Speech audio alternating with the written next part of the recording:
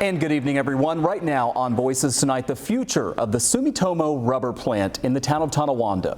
Just one day after news broke that the factory there will close, putting more than 1,500 people out of work, a lot of folks tonight are asking what will happen to the site itself. Will this piece of property with more than 100 years of manufacturing history end up empty, an eyesore for decades to come like we've seen in the past?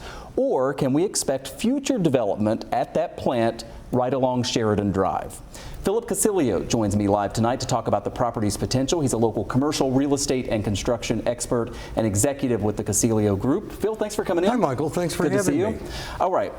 You were telling me during the commercial break you are sort of a cup half full on this scenario, right? Yes. Optimistic Yes. about what can happen here. Yes. Let me first start by asking you, though, about this site. What should we know about it? It's obviously a huge piece of property. Okay. Well, first thing, the job losses are always sad. Yeah. And this sends a message out to the metropolis that you always have to create jobs. Okay.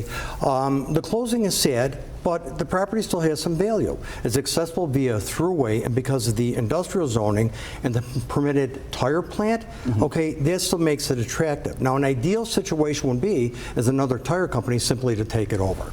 That's the best case scenario. Absolutely. I mean, one of the issues that we heard from Sumitomo, one of the reasons it sounds like why they decided to shut it down, is that it was outdated, would take a lot of investment to get it to where they needed it to be. But that wouldn't necessarily be the case if another company came in, right? You think it is possible that a similar type of company could come in there? Well, being builders and developers, you have to be optimistic. And a lot of what we do is we encourage business development, and we bring jobs to the area. I know Sumitomo put a lot of money into it. One of our construction companies did work there, but there's a demand for manufacturing and warehouse space, and I still think the vacant plant will create an interest and will attract certain companies.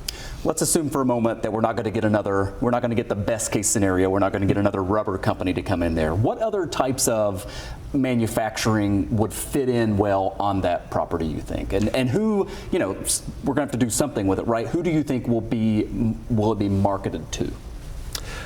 The marketing is very important. First thing, it is a tire plant now, but if a tire plant doesn't go in there, the equipment comes out, okay, and you have a basic, okay, manufacturing and warehousing space. So that in itself is attractive to any manufacturer, and also warehousing and distribution.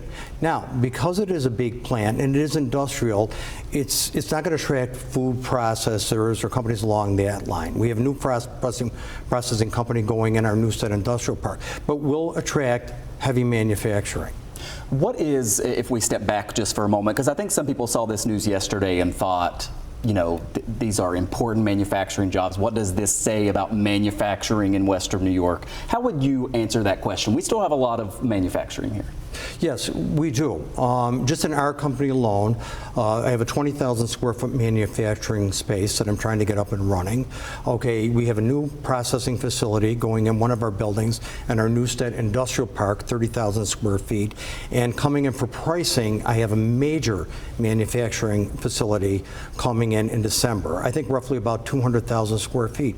The area's not dead. There's a lot of activity. Okay, and like I said, the permitting, the location of this, and the zoning does make it attractive to other companies. And the marketing is a key important. And whoever goes in there, it's important that they work hand in hand with our local governments, and also that they work with them on inducement or incentive packages. Yeah, finally, how do you see this playing out? I mean, obviously they're not going to be completely out of there, they said, for the next 12 to 24 months. But Sure. You don't want to let a site go empty for long, right? Because the longer it sits there and deteriorates, the less likely it becomes something else. Yes. First thing, empty buildings aren't available to anybody, okay? And you want to maintain the temperature controls in it and the energy systems to keep the facility intact. And that's important. Absolutely. Philip Casilio with the Casilio Group. We focus on the workers, rightfully so, those most impacted, but this obviously impacts the entire community. So great to discuss this with you. Thank you so much. Have a good weekend. Thank you, Michael.